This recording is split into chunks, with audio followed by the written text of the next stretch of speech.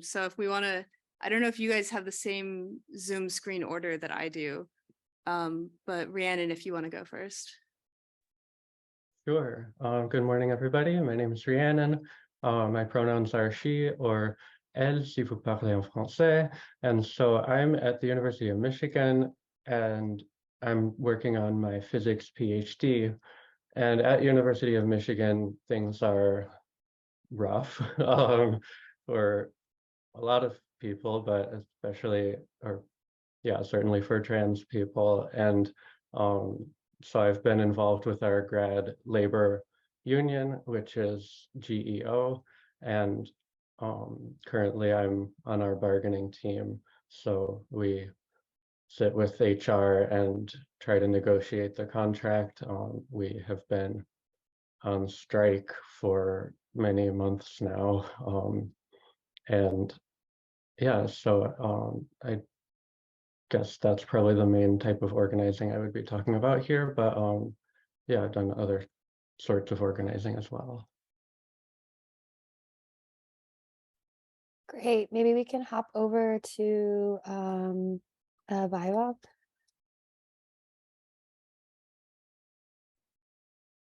Yeah.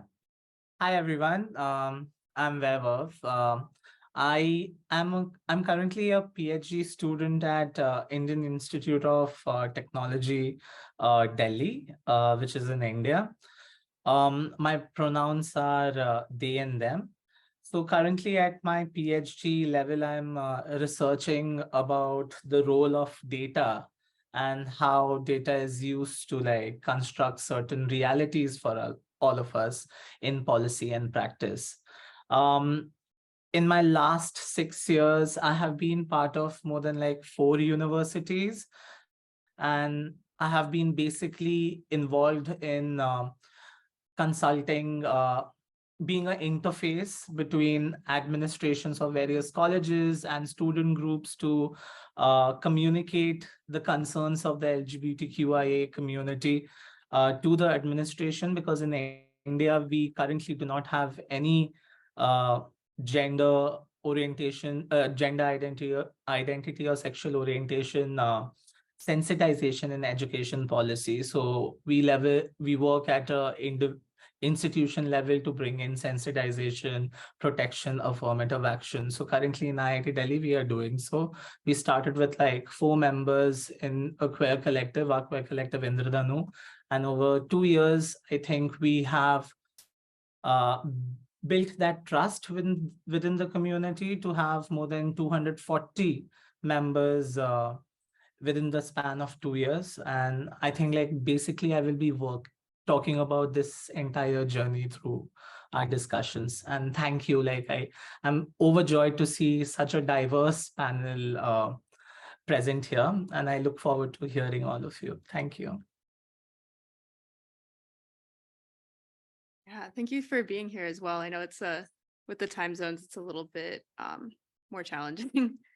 I think we'll head over to Michelle next. Michelle. Oh, all right. I think we'll head over to Kate then. It looks like they're having a little bit of internet trouble.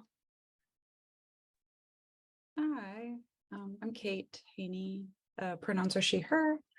I'm a software engineer at the New York Times. I work on the games team, and I'm part of our tech union, which formed last year or the year before that.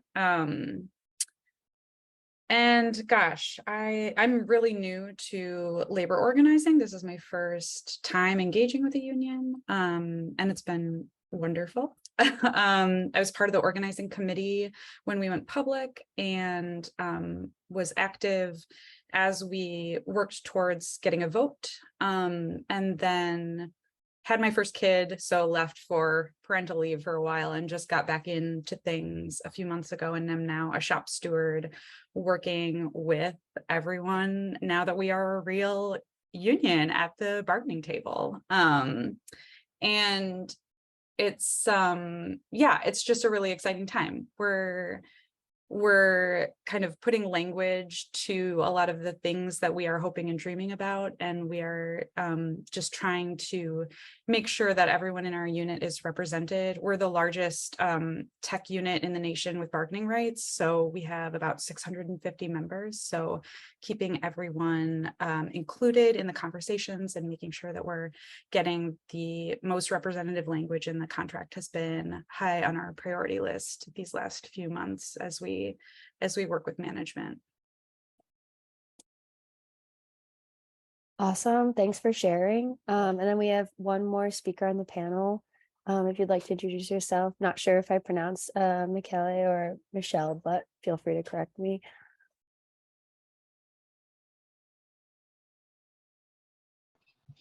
You hear well, you hear me properly, you can give me a sign that you are listening to me Little properly. chunky, Okay, I'm trying to speak like a little like slower, but okay, yeah. Thank you for having me today. My name is Michel Artiles. I have 22 years old. I'm currently studying of journalism here in Venezuela. I'm doing for 3 years and a half, I think, activism with the trans community and LGBT community in Venezuela and in Latin America. So I'm completely glad to seeing you, to listening to you, and obviously to learn about all your perspectives about how the LGBT community struggles with the topic about STEM and AI. So I'm completely glad to having you. So thank you.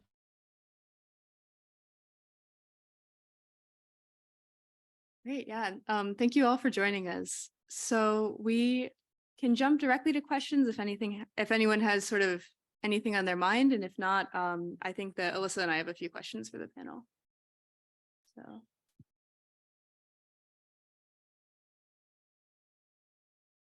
Great. So I think that we can kind of start maybe a little bit broad. What are sort of some of the common challenges that you have encountered in organizing with STEM workers? And anyone can feel free to jump in.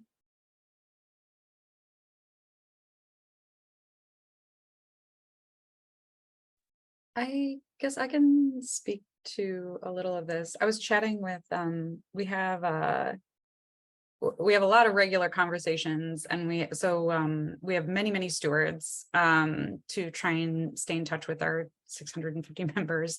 And so we have kind of group leaders that like help guide groups of stewards, and we chat once a week or so. And I was just chatting with the guy who leads our group, and he's this wonderful guy. He was actually one of the people who started the original movement to organize tech workers at NYT. And he brought up this wonderful point that made me laugh really hard that I had not thought about. And I think one of the challenges we face is that like we are analytical people, like we are extremely analytical. And so we want the world to be orderly, and like organizing is really messy sometimes. It's very squashy. Like oftentimes there are rules on the books that aren't followed the way that they are supposed to be followed. And we want like a procedure to correct that. And even if there is a procedure, sometimes it doesn't go to plan. And so like getting tech workers in the mindset of like using our collective power and leverage and using multiple tools that like sometimes you have to show collective power through an action in order to like motivate management to change their behavior, even if they are breaking the rules, even if there are things that are being done that aren't necessarily to code to the book. Like you have to take different actions to like move the needle. And I think like that is something we face, like just getting people to kind of change their mindset and like be a little more creative of like how we find solutions and how we get things done. Because there isn't always like one specific solution or like one specific path forward, and it can get really messy, and like we have to have a lot of conversations, and we have to like move forward as a group, and that process is like very squashy at times. And so I think sometimes it's just us talking a lot and like getting everyone on the same page and making sure that we feel good about the direction we're taking. because it's not as cut and dry as we would like it to be sometimes, I think, if that makes sense. I can share as well.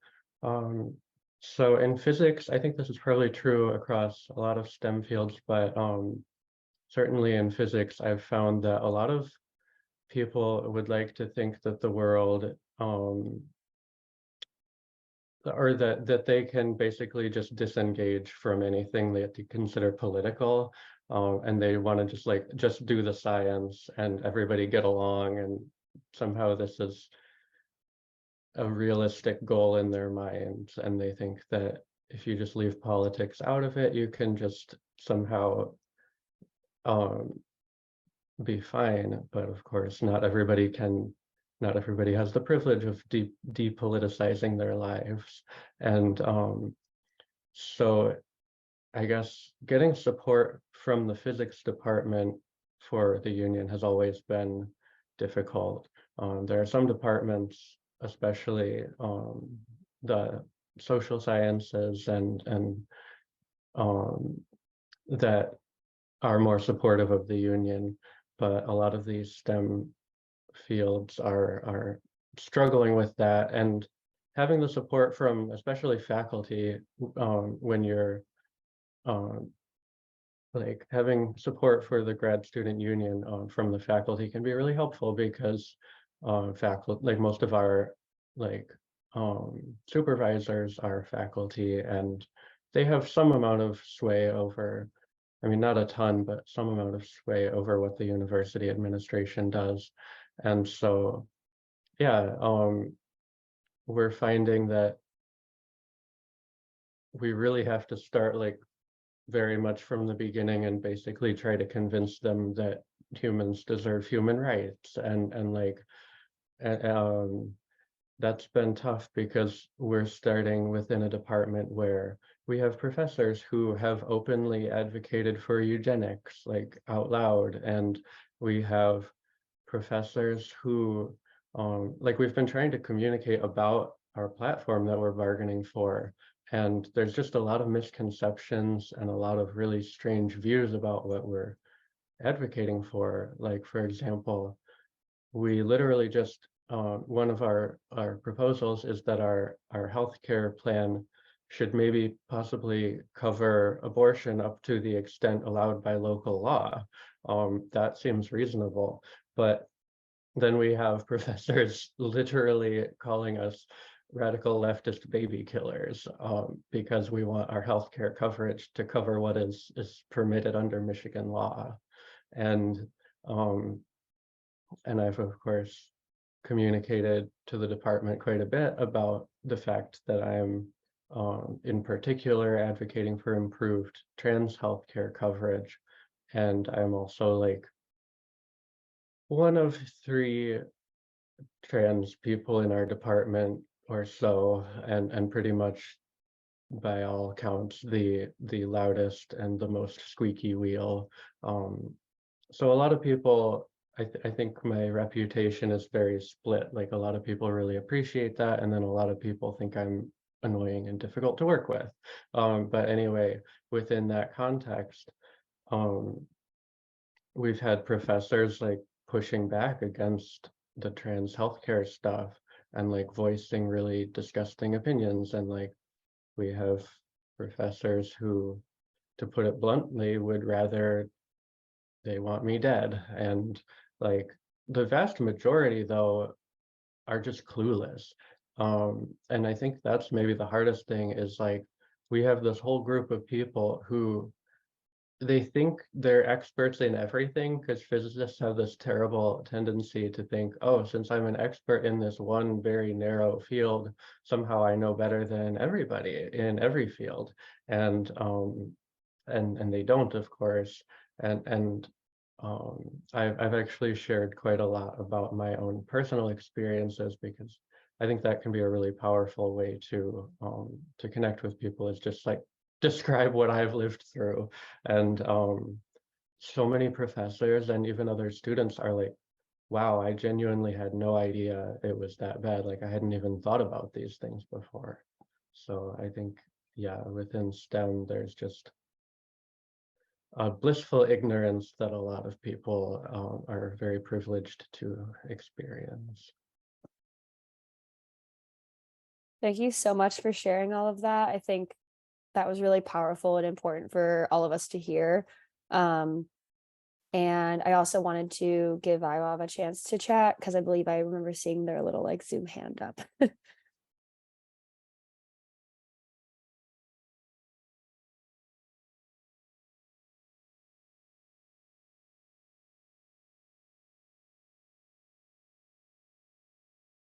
Iwav, did you still have something you wanted to Oh. share? Sorry, I was just figuring out if you called out my name or not. So sorry for that blank face. Got it. No, I mean, it wouldn't be a Zoom chat without a little bit of awkwardness. So we Yeah, got to get it out I'm of our sorry. system. Um, first of all, like, thank you to the previous speakers. It was like quite heavy to like hear these things, because there is also like these connections that you make through conversations, irrespective of which geography you're currently staying at. And I think that's the most beautiful part of this panel to begin with. To address the question, I think I'll just quickly give a context of what is actually happening in India and why like we have to do certain things in a particular way. India, unlike the West, entered this discussion on queerness quite late, which was also like very much spearheaded by judicial interventions. So what happens when a discourse on inclusion, diversity, equal rights is solely pushed in a judicial discourse? What happens is it does not trickle down into a ground level organization. There is a huge disconnect between the conversation that is happening at the top, like at the top rung of the society, and what are the realities that disempowered, marginalized queer people face on the streets in communities which are away from the public glare and the representation that we talk about in media, society, and educational forums. So while we talk about organizing in tech or STEM institutions, there's this one thing which always bothers us in a fundamental way, and that is information control. Sex education is next to zero in India, in spite of our booming population. This is like a public secret that we do not want to discuss. And what happens is that sex and sex-related conversations are so repressed that it also falls over conversations which pertain to people who identify among the diverse marginalized communities with respect to sexual orientation or gender identity. That's why we are just trying to battle a double-edged sword here. So I work, currently I'm stationed at IIT Delhi, and I'm in the humanities and social sciences department.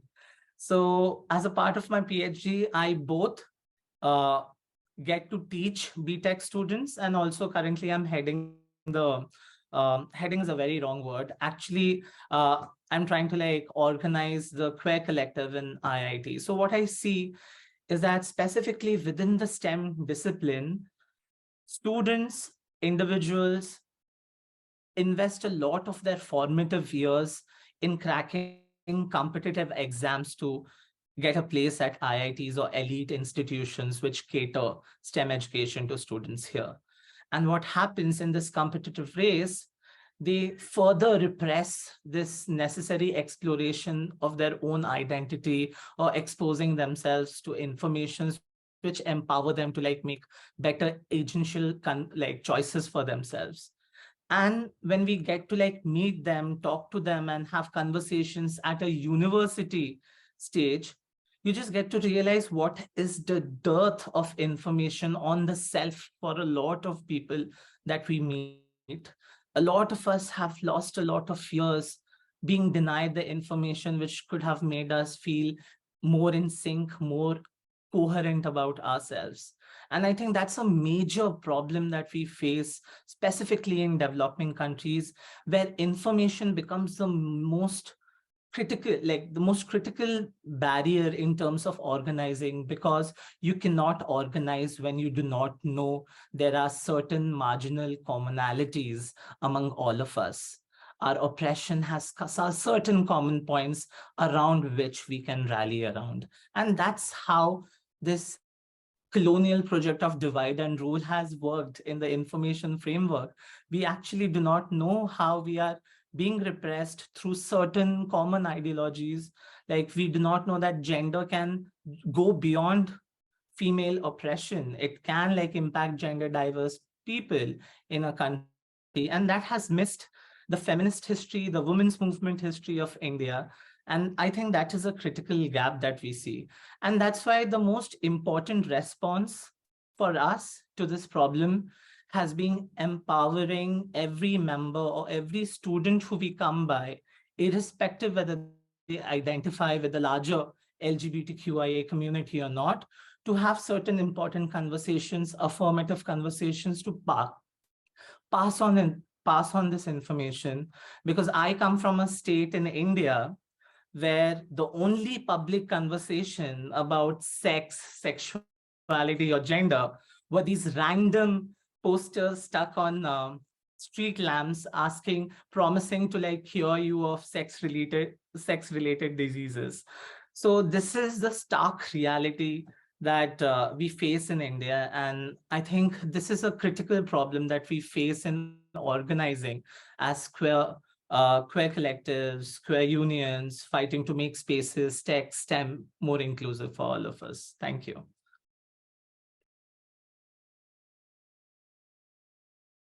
Yeah, thank you so much. I think I also saw Michelle raise a hand. Okay, yeah. I think I mentioned previously. So, well, I would like to say thank you to the previous speakers, because they have a very values experience about who to be an LGBTQ person in areas of STEM. I think that the most important thing when we are discussing these questions, it's happening. It's put us in context, because it's very different context of Colombia, Mexico, España, and obviously Venezuela. Venezuela, since 3 years from now, different crisis regarding economic politics or. So I think that the main problem here. Hey, Michelle, you're kind of cutting out. Being- Maybe give us a second to pause. Yeah. Maybe give us a second to pause. Yeah. Okay, I'm hard. Sorry about that. I think it was working when you were talking a little slower. I think it was working when you were talking a little slower. Okay, you can hear me now? Yes. Yes. Yeah, perfect. So, well, giving like a quick resume, I think that the most complex thing here in Venezuela is understanding that we have a deeply crisis. And when you have a deeply crisis, the government and the state doesn't take in consideration those kind of careers, because people like gave more importance to other areas in other areas of development, but doesn't have in mind that the STEM is a very important area in the development of the country. So if we take this into consideration, and also the think about how the LGBT community is directly affected with those things, you give like the results of the other things that you're saying, that the woman doesn't have the health care for abortion, that the trans people doesn't have the right to put your name in the official documents. We have that we doesn't have equal marriage. So if you like put those non-rights into the STEM context, you see that even the development of a STEM area of science, technology, engineering, and mathematics in a infra-developed country, you see that it's very complex. And you see this very complex because it's not a thing about only the people and only the government. I think that it's a cultural thing that the people doesn't think that doesn't take the things in importance. So I personally think that because I doesn't like I don't know like know a lot about this areas in Venezuela because it's kind of small. I think the most important thing to deal with these challenges is encourage the people to understand that those things are important in order to like build a country. And when the people understand that things are very important to build a country, later we can encourage these people, the kind of girls, the kind of boys, to start studying this kind of careers. Because here in Venezuela, it's kind of impossible to think about starting a PhD or starting a major about STEM. People prefer to start to working, to maintain themselves, to start to put food in the table for their children, either to start to studying. So if we doesn't solve the crisis, it's pretty complex that have a STEM community pretty developed. And also, if we're talking like in a bigger context, but if we have those kind of things inside the LGBTQ community, like the thing gets a little harder because the absence of the rights are pretty complex, and the people again prefers to like fight with their lives before like starting like that. And I think that the most principal challenge of the people in Latin America, not only in Venezuela, because yeah, in Argentina, Chile, Mexico, the STEM community is a little bit developed. It's encouraged to the people to understand those things are important. Understand that study as careers, it's an important thing you can do to build a country. So thank you. Thank you for sharing. It's so like important to hear all these different perspectives, because it's almost as if there's so many different points at which all of our cultures are at with addressing the topics we're all talking about. So it's just so enlightening and amazing to hear and really understand what's happening in more places, I guess, really than New York, which is where I live. So I feel like I sit in a bubble, and getting to what I think Michelle was talking about too. Like in New York, we have a completely different set of issues that we talk about that I'm sure Kate can understand. I'm assuming Kate works in New York because you're at the New York Times. Yeah, and it's really, you have to have a firm ground, like a firm foundation in order to build upon those things. And I definitely take those for granted. And thank you for providing that extra perspective that I oftentimes forget. We had another question that maybe is easier for certain people on the panel to answer than others. And the question was thinking about how there's relatively little activism or labor organization in tech specifically. If anyone has an idea as to like why that is, and if there are any perspectives on if that's changing, and if you have any ideas as to why that's happening, also open the floor to that question. Yeah, hit it, Vaibhav. Yeah. Thank you. I'll just pitch in quickly after I lower the hand. Yeah, I think one thing which makes it very difficult to organize in tech, because the ground realities remain very unequal, right? And specifically when you talk about queer people organizing, if you just look back at the queer principles that we envision, they are a lot on solidarity, diversity, celebrating everyone in the form that they are, rather than like trying to put everyone in the same bracket and imagining a common community. So we do not kill the heterogeneity that we aim to celebrate. What happens in the common narratives of like organizing in tech is that the field in itself is unequal. The idea of tech is written in a very hyper-capitalist script, right?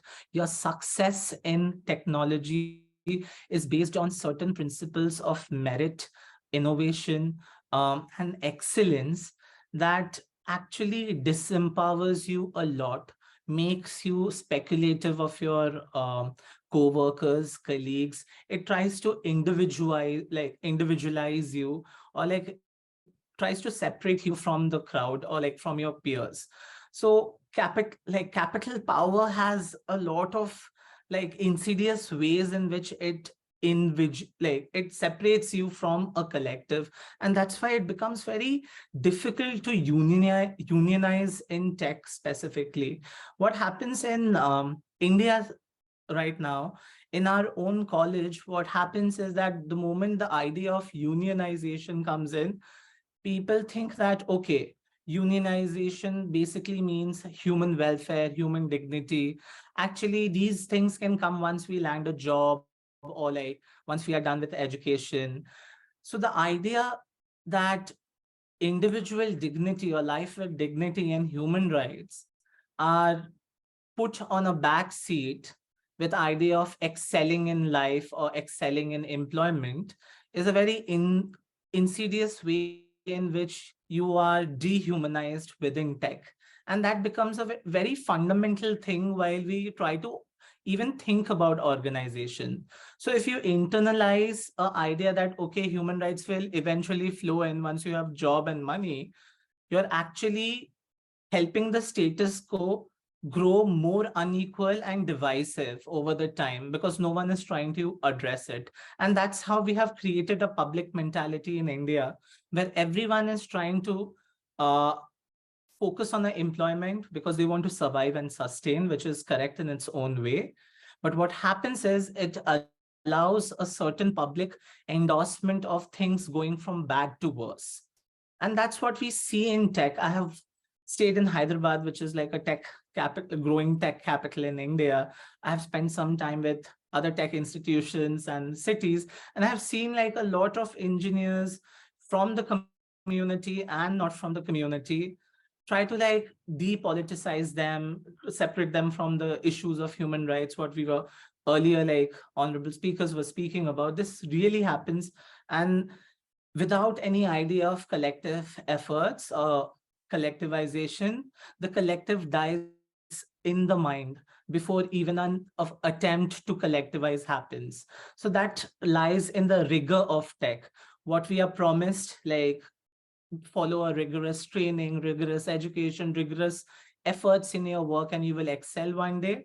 That rigor is actually the language in which you are made to let go of a lot of life nuances which make you feel human.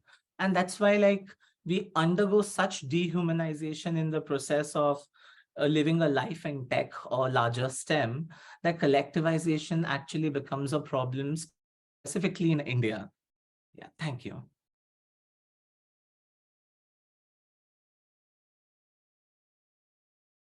Yeah, thank you so much. I think we're going to jump over to Kate. Okay. Before answering this question, I just wanted to echo what Alyssa said, like, so grateful for all of your perspectives and thank you for sharing. I've been in New York for like 7 years now, but I grew up and spent most of my life in Wisconsin. So Rhiannon, like my heart just goes out to you, and like I just so deeply empathize with some of these Midwestern attitudes that can be really, really hurtful. And I think sometimes I forget that I'm in a bit of a bubble now, and it's just a really good reminder that we have a lot of work ahead of us and can't stop having these conversations. So just really meaningful. For this question, I was thinking, I really vibe a lot of, I hope I'm pronouncing your name correctly. Sorry, vibe. Okay. Everything you're saying is really like, I'm like sitting here like, yes. It's just really gelling with what I've experienced personally. I think like the tech sector that I've experienced has been really individualistic and very competitive. And I feel like I joined tech. I'm a career changer. I was a journalist before this. And I joined tech like 6 years ago. And I feel like I joined right at this inflection point where the industry has aged a bit, and we're all starting to recognize that we aren't just lone wolf coders, and we're not cowboy coders, and we're not working in a void. Like we are in this together. And I think something that really resonated with me they were saying is that like we have started talking to each other and realizing that this like idea that we're in this alone is a fabrication, and we're realizing that like we want a lot of the same things, and that if we fight for them together, we can make this a better workplace for all of us. And I think that this is kind of, it's just a young sector. it's inherently competitive, and at least I'm a coder. Our union includes many, many people who are not coders, but my work is pretty, I don't want to say isolated, but like I'm heads down a lot of times. And so it's easy to kind of get in a bubble and forget that like you are not in this alone. And these conversations now are just like happening more and more, because we're aging as an industry and we're aging as workers. Like we're experiencing burnout, we're experiencing the longevity of a career in this really intense field where turnover is high and where it's very obvious that like companies don't care about us. We are cogs, you know?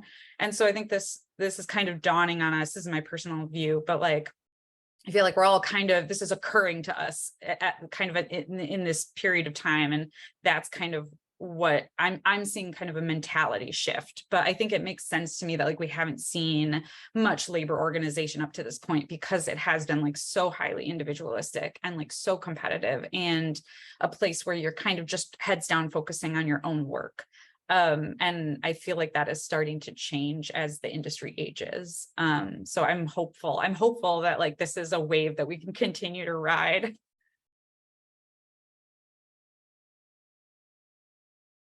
Yeah, I really hope so too. I think that the New York Times Union was really encouraging to a lot of folks. I wanted to sort of double click on something that I think I've heard a lot of people from pretty much everyone in your responses here, which is this idea that like, so a lot of people maybe are really not very well informed. They're not thinking about these issues like already. Maybe they don't know what they could or they should be asking for from their employer or from their organization. How do you reach out to people and start that kind of conversation? Like what kind of things have you done to sort of reach the people who maybe don't even know like that you're trying to reach them?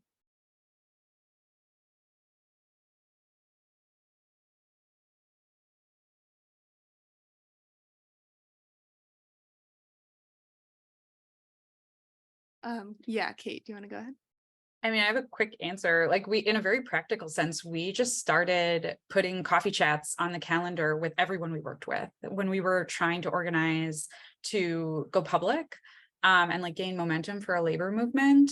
It's not like a sexy answer, but like we just started putting coffee chats on everyone that we worked with, because I think that like, at least my experience was like, I didn't have personal conversations with a lot of my coworkers. It was just work. I was in meetings. And so just carving out some time that was explicitly to say like, hey, how are you experiencing work? How is your life going? What do you want? And then we also started meeting. I mean, we're very fortunate. We're part of the News Guild. And so they were kind of able to hold, like they have a lot of educational opportunities. And so we got training from them. And that like once a small group of, like once the organizing committee basically was able to access those educational opportunities to understand like what our rights were and like what was even possible and like what we could be asking for, then we were able to start sharing that information with everyone else that was a member in our unit or like wanted to be a member in our unit. So it was literally just like very grassroots, like trying to reach out to people who we knew more than us and had more experience than us, learning from them, and then taking it back to everyone in our unit in a very lo-fi way, just like carving out time, making sure that we were staying in touch with each other and like having regular conversations. And just making sure that we weren't limiting ourselves, like shooting for the moon, saying like, okay, well, let's imagine like what could a world look like, and then talking to people who understood the law and seeing like whether or not that was possible or how we could make it possible. So yeah, just like a lot of talking and carving out time on calendars. Yeah, for sure. That real like sometimes you just have to put in like the footwork. I think I saw 2 hands, so maybe we can go to Michelle first and then Rhiannon. Okay, I think Rhiannon has her hand raised first, so I don't know if she can go first or. You can go.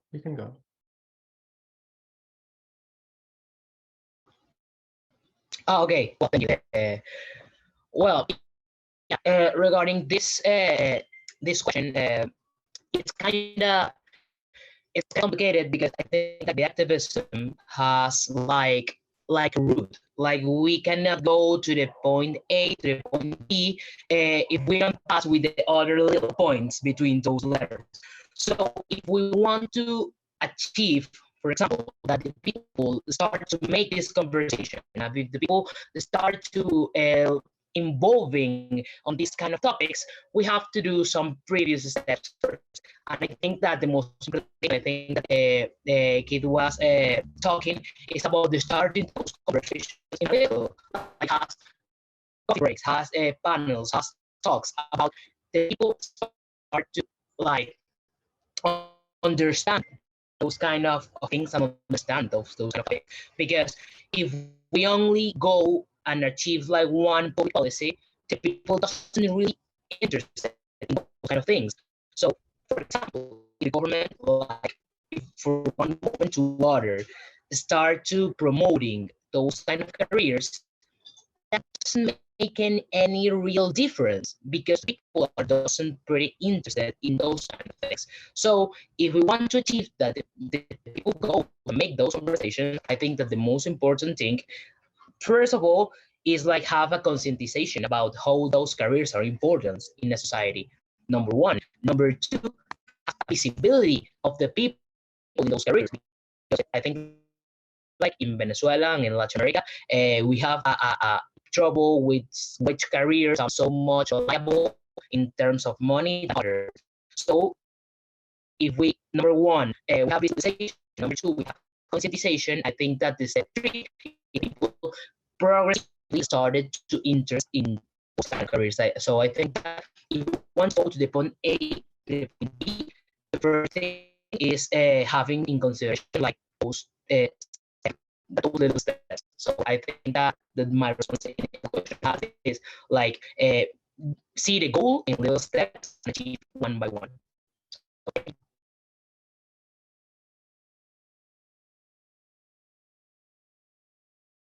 Wow, I'm just like so thankful to be in this space and just hearing everybody's stories. And I think that's actually, this is a really good example of my answer to this question, because I think people sharing their stories with each other is one of the most powerful ways to connect and for people to realize, you know, maybe these are things we share and we could fight for. Because I know certainly within like the physics department, a lot of us have felt very alone in our struggles. A lot of people are struggling, but there's this expectation to put on a tough face and just get it done and not complain. But when we actually start talking to each other, we realize quite a few of us are struggling in similar ways. And within a union context, specifically bargaining, I've found that to be incredibly helpful. And I like to think of it not just bargaining with HR, but also bargaining with the rest of the union and the rest of my department to stand with us on these specific issues.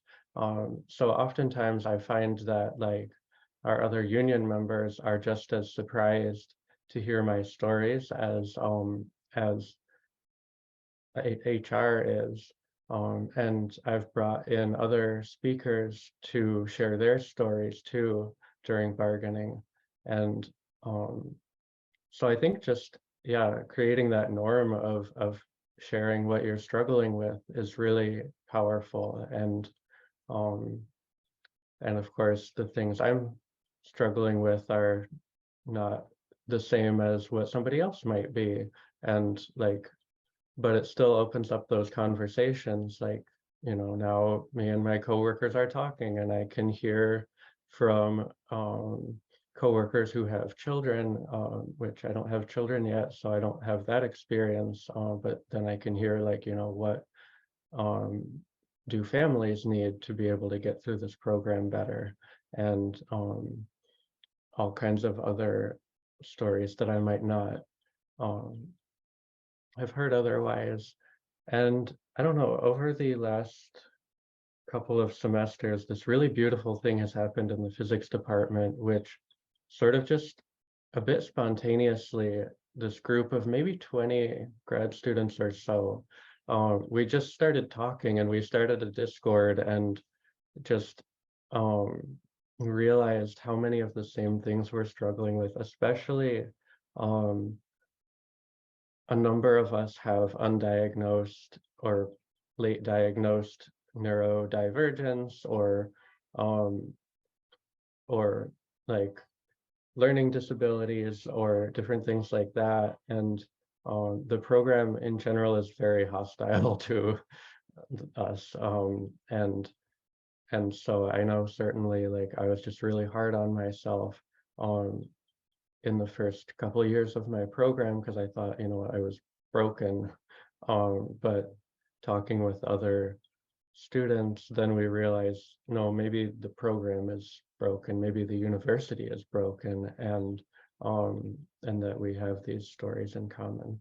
So short answer, talk to your coworkers, ask them how their weekend was, and like actually listen to the long version of their answer.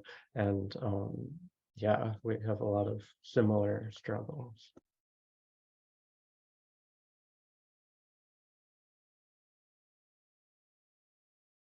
Thank you for sharing. Yeah, I totally agree with everyone has said. I haven't done too much of an introduction myself, but I'm a PhD student at Mount Sinai, New York. And so we're going through the process right now of unionizing.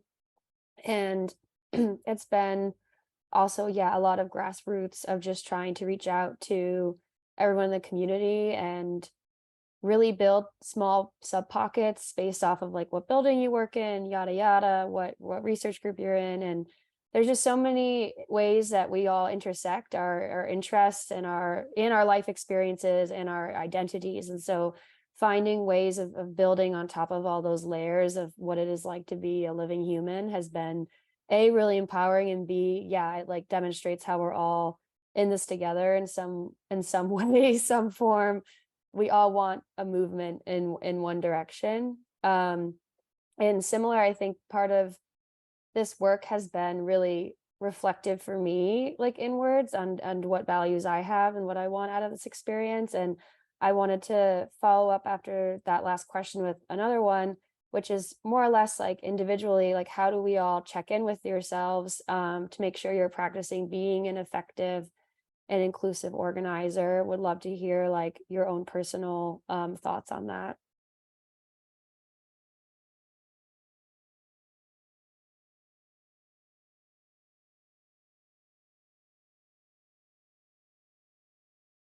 Yes. Go for it.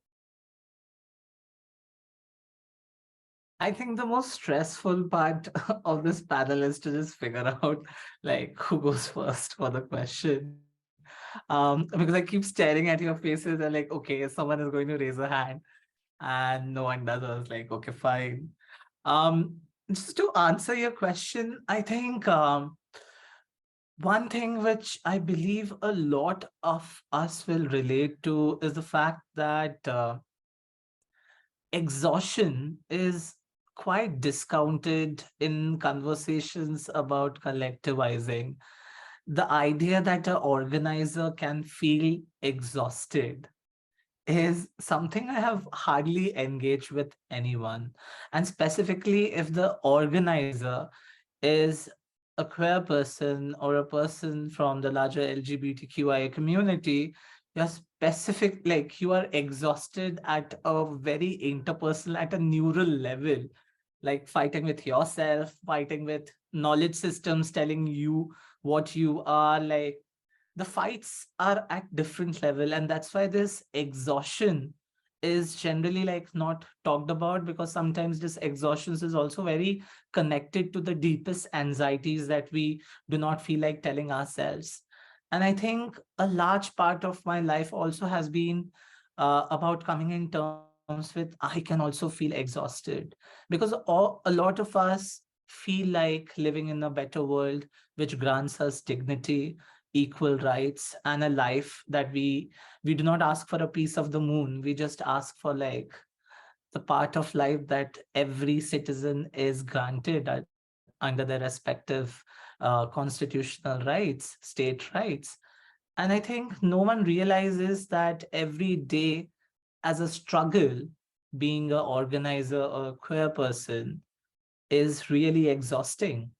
And we do not have mechanisms that talk about exhaustions, specifically in India, that goes beyond the vocabulary of mental health and mental health issues.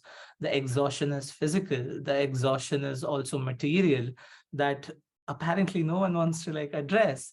Um, and I think this is something which requires check-ins with yourself, establishing solidarities with people, establishing an empathetic network where people check in with each other.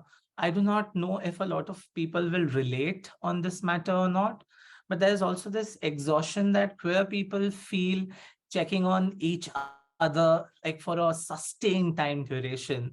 Conversations about dysphoria, conversations about vulnerability, these are heavy conversations. They have a certain catharsis that impacts our minds and bodies, which no safety nets take care of.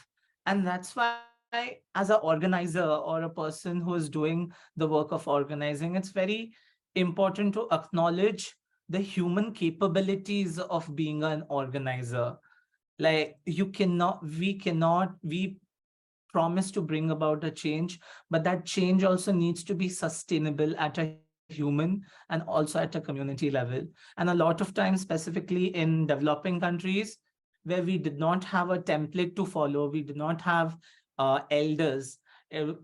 Queer people were prosecuted in our country for very recently, and that's why we have a history erased, and that's why there's no metric, there's no template to like follow. We do not have elders in the community to look up to and understand like how to like do that check-in, how to build the community. That's why we are like in a generational phase where we are learning and trying to save whatever we have learned to pass on to the next generation who coming to like talk about these issues. And I think the only way where in developing countries, organizers or people who work in the field of queer rights can sustain is to take some time, understand that as a human, you have limits. Though you want to like desire social change, which transcends you and like brings in a community change, the human who is organizing has human limits. Second, exhaustion. Exhaustion needs to be put in terms of a vocabulary at an organizational level, at a work level, and at a personal level. And that acknowledgement should stay with you to tell you like where you are over expending. Because sometimes these over expenditures can be very critical, specifically in countries which are not at an advanced stage of queer rights in terms of the global south or the developing countries. And I think these are the two things which we need to like keep in mind when we talk about check-ins, well-being of organizers within bargaining sites. Yeah. Thanks for sharing. Yeah, I'm exhausted all the time. Yeah, enough said. But so Michelle, you had your hand up, so I wanted to pass to you. And just a friendly reminder, the slower you talk, it makes it a little easier for the Wi-Fi connection. Yeah.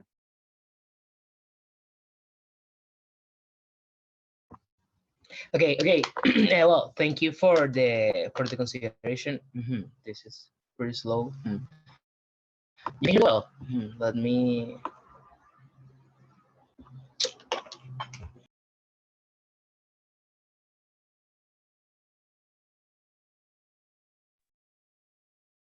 Michelle, if you don't have, maybe we can jump to Kate then. Okay, you can hear me well now.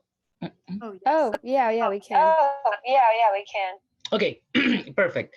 Okay, I was hearing was Baibab has saying previously, and I was like thinking that I think that here in Venezuela we say a lot in terms of activism, who is that the personal is always politic, and I think that that quote it's pretty important, and acquires a special relevance in this topic because I think that the South American way of thinking, it's pretty individualistic in order to we only take into consideration and we only like give importance to our personal things. So when we as society starts to understand that the personal is always politic, we can start to, number one, like worry for the problems of other people, despite they affect us or not. And later we can start to take direct actions in order to change what is unfair in a society. So regarding that question, I think that the most important thing to think is that the personal, specifically in those contexts and specifically in a context of STEM and LGBTQ community, the personal is always politic. And despite the thing of a community affect you or not, I think that is a problem for the whole company, the whole university, the whole city, the whole country. So if we start to think the problems of the others as ours, I think that we can reduce the injustice like in a pretty big level. So yeah, that's it. Thank you. That was so beautiful. Okay. Kate, you've had your hand up for a bit, so we'll pass the torch to you. Thanks. Yeah, I'm just reflecting on what's been shared. I think like I've been thinking about like checking in and how to make sure that I'm keeping my ears open, being empathetic, being effective, especially like representing folks in the unit. And something that definitely comes to mind, Vaibhav was talking about this, but like exhaustion and rest and like the balance that this necessitates. I think like finding balance has been my big challenge. Like it was really hard for me to take a step back and admit that I had to like stop organizing when I had my child. But it was the best thing for my family, and like it was just really reaffirming to see the friends that I had made and like the community step in to like help cover the work that I used to do. And then when I was able to come back, it was just really exciting to see how much people had grown and like how the organization had grown while I was gone. So I think it's like healthy. We just have to remind ourselves that it's really healthy to take breaks when we need to and like step back when we need to. And something else that I've been thinking about is like, I don't know, just checking my privilege, like checking my own privilege. Like I can pass as like pretty heteronormative. Like it is not, I think it's very easy for me to, like, if I wanted to, I could disappear into a bubble and like forget about a lot of issues that are happening outside. And so I'm just constantly like trying to make sure that I don't like accidentally let myself slip into ease. And like, I think about that, like the help I got, and like when I stepped away to get rest, I think about how there are a lot of people in the organization who like don't have that privilege or like that luxury of like being able to step away from the work that they're doing or the issues that they're facing. And so then when I do feel like my cup is a little fuller and like I have come back and have more energy, like I try to provide that rest to others. And like try to be an ally, try to speak up and like carry the torch when I can, or like, I don't know. I think like sharing the burden and sharing the weight of this organizing effort is a really important part of the process. And it also brings you into conversations that you might otherwise miss.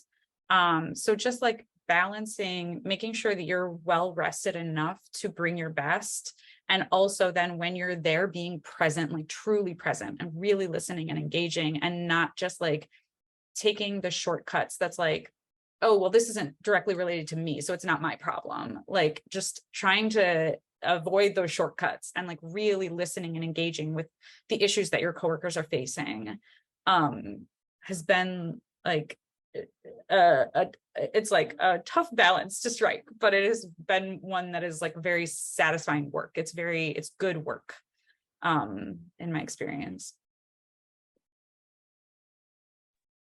Thanks for sharing. And I think we're running low on time. So yeah, let's maybe wrap up after Rhiannon's last comment. And I can't believe it's already over, but I'm excited to hear our last panelist, what you have to say.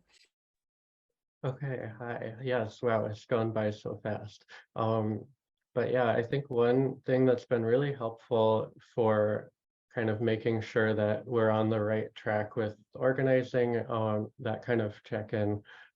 So we have like a queer trans caucus within our union where we meet to kind of collectively decide what is going to be our platform, like even before this bargaining season started. And then during bargaining, because we have to like make concessions and yeah, we don't want to sort of unilaterally decide those things and then leave somebody behind. So we've actually been able to make all of our decisions unanimously, which has been really awesome. And I think it just really speaks to how we're able to listen to each other, and then you know, if somebody has a concern, we don't go forward with that path. And so I think, yeah, collective decision making has to be a part of this. When you're organizing for many people, they need to be involved in the decision making. And all of our bargaining sessions are also open to any union member who wants to attend, either in person or virtually. HR really fought us on this and we pushed back. We did not give in.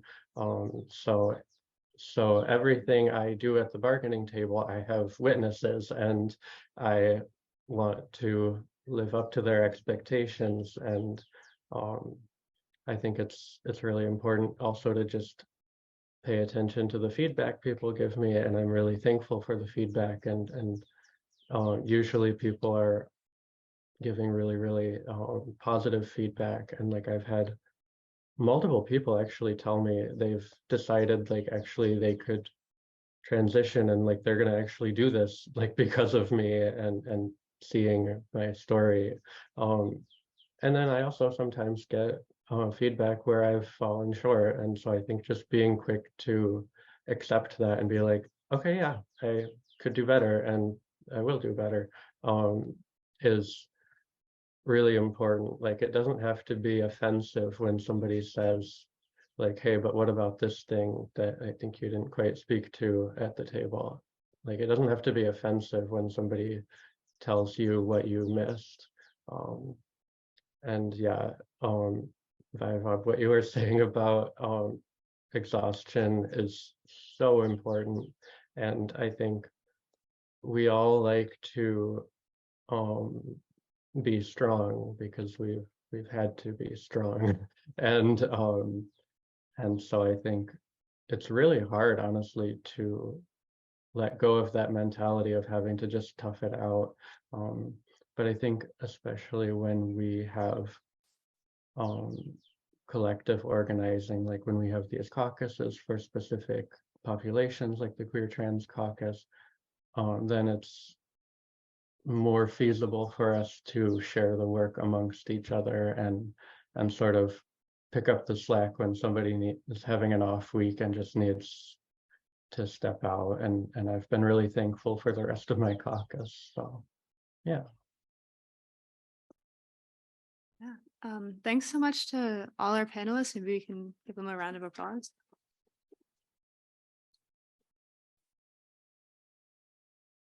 Yeah, thank you so much. This has been really interesting. We've got like a pretty large, pretty attentive audience here in person. I know I've personally found it really useful, and some really like powerful, important things I think were said. Thank you. Yeah, thank you all for being here. For those in person, we're going to go to a coffee break, and I think we'll be back in 10 minutes.